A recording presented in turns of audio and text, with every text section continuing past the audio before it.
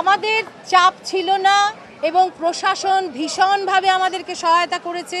আপনারা লক্ষ্য করেছেন এবারে আমাদের ছেলে মেয়েদের ভেতরে বড় দল ছোট দল থাকে, কিন্তু এবারে আমাদের শিশুরা বেশি এবং আমরা খুবই আগ্রহ বোধ করেছি, অনুপ্রাণিত হয়েছি যে এই ছেলে মেয়েদের সঙ্গে সঙ্গে তাদের পরিবার, অভিভাবক সকলে যেভাবে যুক্ত হয়েছে এবং দীর্ঘদিন ধরে আমাদের মহড়া চলে অক্লান্ত এবং তারা হাসি মুখে সবসময় আমাদের সঙ্গে থাকেন।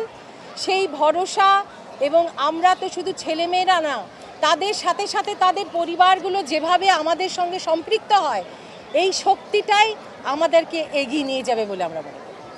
তারুণ্যের শক্তি জুলাই অভ্যুত্থানে নিল, ওই থেকে প্রেরণা থেকে কি আপনাদের এই তারুণ্যের এইভাবে পাচ্ছ ওইভাবে আমরা দেখি না।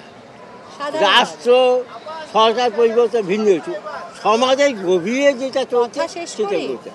সমাজের গভীরে যে অবক্ষয় রয়েছে তা থেকে একটা পূর্ণতার দিকে নিয়ে যাওয়া একটা চেষ্টা করি।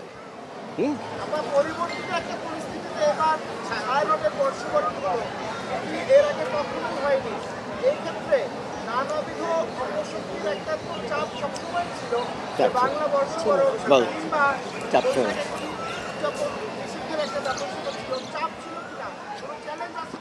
আমাদের চাপ ছিল না এবং প্রশাসন ভীষণভাবে আমাদেরকে সহায়তা করেছে।